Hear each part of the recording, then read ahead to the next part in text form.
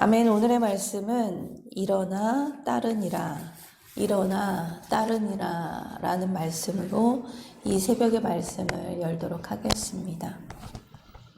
어제 새벽 말씀에서 예수님께서 그 중풍병자에게 죄사함을 선포하십니다.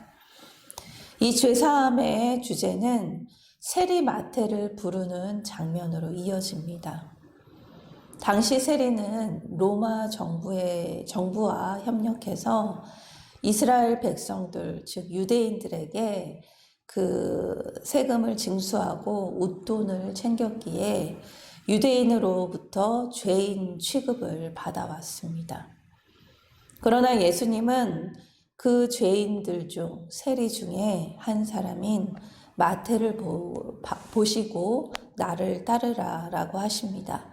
9절 말씀입니다. 예수께서 그곳을 떠나 지나가시다가 마태라 하는 사람이 세간에 앉아있는 것을 보시고 이르시되 나를 따르라 하시니 일어나 따르니라.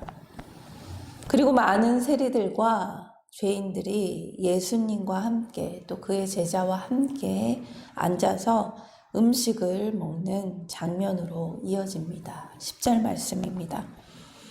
예수께서 마태의 집에서 앉아 음식을 잡수실 때 많은 세리와 죄인들이 와서 예수와 그의 제자들과 함께 앉았더니 예수님께서는 세리와 죄인들과 함께 식사를 하셨습니다. 여기에서 죄인들은 암하레츠로 이들은 율법의 정결 규례를 지키지 않는 자를 말하며 또 넓게는 이방인들을 이야기합니다. 그 식탁에서 같이 서로 음식을 나누며 먹는 그 식탁 교제는 친밀한 관계를 나타냅니다. 이러한 사람들과 같이 식사를 하는 예수님을 향해 바리새인들은 왜 당신은 죄인들과 함께 식탁 교제를 하느냐, 식사를 하느냐고 이야기합니다. 바리새인들은 율법의 행함이 굉장히 중요한 그 삶의 지표였기 때문에 죄인들이 자신들의 손님이 된다는 것은 정결 규례를 준수하는 하베르, 즉 정결한 사람이 될 수 없음을 이야기합니다. 바리새인의 관점에서 보았을 때 예수님은 정결하지 않은 유대인의 모습입니다. 이때 예수님이 그 바리새인들을 향하여 이렇게 말씀하십니다. 12절 말씀입니다. 예수께서 들으시고 이르시되 건강한 자에게는 의사가 쓸데없고 병든 자에게라야 쓸데 있느니라. 바리새인들에게 있어서 최우선은 계명을 지키는 그 순종입니다. 하지만 예수님에게 우선순위는 사람을 향한 그 사명이 있습니다. 치유자는 자신의 손을 더럽힐 수밖에 없습니다. 그래서 스스로 죄인임을 깨닫고 내가 아픈 것을 알고 예수님께 나오는 자들은 누구든지 죄 사함의 은혜를 입을 것이라는 그 말씀입니다. 하지만 자신은 율법의 규례를 온전히 지키는 정결한 자이고 또 자신은 아프지 않고 건강한 자라고 자부해서 자기의 병든 상태, 곧 죄인된 상태를 끝까지 부정하는 사람은 치료를 받지 못할 것이라는 말씀입니다. 우리가 8장과 9장에 걸쳐서 예수님께서 여러 치료 사건을 통해 여러 병자들이 나왔습니다. 아픈 자들이 나왔습니다. 그들 대부분 겸손하고 병을 낫고자 하는 열망을 가지고 예수님께 나왔습니다. 이들 중 몇몇은 아주 큰 위험을 감수하고 나오기도 했습니다. 나병 환자와 혈루증 여인은 사람들에게 접근하지 못하도록 율법에 규정된 사람이었습니다. 즉 그들이 함부로 사람들 앞에 섰을 때는 돌에 맞을지도 모르는 상황이었습니다. 이들은 목숨을 건 간절함으로 나왔습니다. 살고자 하는 열망 가운데 나왔습니다. 치료받고자 하는 그 마음 가운데 나왔습니다. 예수님은 이들을 보시고 치료해 주셨습니다. 심지어 예수님께서는 그들과 함께 만지며 금지된 나병 환자에게 손을 내밀어 그를 만지기까지 하셨습니다. 이 모든 것은 어떤 병든 자든 어떤 죄인된 모습이든 예수님께로 나온 자들은 환영을 받는다는 말씀입니다. 왜 더러운 내가 깨끗한 내게 왔느냐라고 박대하지 않으십니다. 때로 우리도 주변 사람들의 그 중보의 기도, 간절함을 통해서 치유가 일어나는 것을 목격하기도 합니다.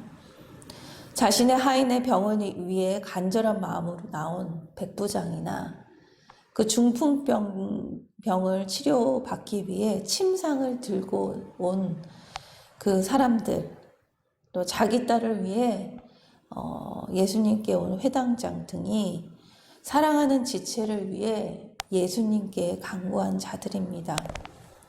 그들이 바로 이웃을 사랑하는 자들입니다. 이제 8장과 우리가 9장을 쭉 살펴보는데 결국 그 5장, 6장에 보는 그 산상수훈서부터 예수님의 사역이 시작되는 그 산상수훈에서 하셨던 그 말씀을 선포하는 말씀 사역과 이웃의 고통의 아픔을 치유하는 이 8장, 9장에 걸친 그 치유의 사역은 예수님의 사역의 시작입니다. 또 이것을 우리 교회가 이어가야 할 사명이기도 합니다. 또 우리의 소명이기도 합니다. 저와 여러분이 오늘도 육과 영이 아픈 고통 가운데 있는 아픈 지체들에게 말씀 사역과 치유 사역을 선포하는 하루가 되길 기도합니다. 바리새인들의 그 적대적인 그 질문이 끝나고 세례 요한의 제자들이 나와 예수님께 이야기합니다. 왜 당신의 제자들은 금식하지 않냐는 질문입니다. 14절 말씀입니다. 그때 요한의 제자들이 예수께 나와 이르되 우리와 바리새인들은 금식하는데 어찌하여 당신의 제자들은 금식하지 아니하나이까? 요한의 제자들과 바리새인들은 그 구약 성경 토라에 규정되어 있는 그 금식 날짜를 지킵니다. 대속죄일의 한 번의 금식과 다른 규정의 금식들 뿐만이 아니라 정기적으로 일주일에 그 금식하는 규례를 지키고 있습니다. 하지만 예수님의 제자들이 엄격하게 금식을 지키지 않는 것에 대해서 꼬집어 그 요한의 제자들이 이야기합니다. 이에 예수님은 결혼의 그 금식을 비유하시면서 결혼이란 것은 기쁨의 시간이지 금욕의 시간이 아니라고 말씀하십니다. 15절 말씀입니다. 예수께서 그들에게 이르시되 혼인집 손님들이 신랑과 함께 있을 동안에 슬퍼할 수 있느냐? 그러나 신랑을 빼앗긴 날이 이르리니 그때에 금식할 것이니라. 예수님의 제자들의 그 기쁨의 중심, 그 근원은 신랑이신 예수님이십니다. 그렇기에 이 땅에 오신 그 신랑 되신 예수님께서 오셨는데 슬퍼하며 금식할 이유가 없다라고 말씀하십니다. 하지만 신랑을 빼앗긴 날, 그때에는 예수님이 그들과 함께 있지 않는 날이 올 때 그때 금식할 것이라고 말씀하십니다. 예수님은 요한의 제자들에게 세 가지 비유, 즉 혼인집 손님들이 신랑 옆에서 금식하는 것과 낡은 옷의 헤어진 부분에 생배 조각을 붙이는 것, 새 포도주를 낡은 부대에 넣는 것을 말씀하시므로 옛 것과 새 것이 공존할 수 없음을 가르치십니다. 16절에서 17절 말씀입니다. 생배 조각을 낡은 옷에 붙이는 자가 없나니 이는 기운 것이 그 옷을 당기어 헤어짐이 더하게 됨이요 새 포도주를 낡은 가죽 부대에 넣지 아니하나니 그렇게 하면 부대가 터져 포도주도 쏟아지고 부대도 버리게 됨이라. 새 포도주는 새 부대에 넣어야 둘이 다 보존되느니라. 예수님은 우리에게 낡은 그 죄의 옷을 기워 주시려고 오신 것이 아닙니다. 새 옷을 입혀 주시려고 이 땅에 오셨습니다. 새 언약의 그 약속을 주시려고 이 땅에 오셨습니다. 그러나 아직도 율법주의와 규례에 갇힌 바리새인들과 또 경건주의에 젖은 요한의 제자들은 새 술을 담을 만한 새 부대가 되지 못한다라는 그 경고의 말씀입니다. 함께 묵상하길 원합니다. 우리도 우리의 모습을 오늘 보길 원합니다. 바뀌려 하지 않는 나의 낡은 옷과 낡은 가죽 부대는 무엇입니까? 오늘 말씀을 통해 새 언약으로 우리에게 말씀을 주신 그 주님의 말씀을 기억하며 새 옷과 새 부대를 준비하는 한 해가 되길 간절히 기도합니다. 올해 예수님의 새로운 사역을 준비하며 변화하며 개혁하는 한 해가 되길 간절히 기도합니다. 다 같이 기도하도록 하겠습니다.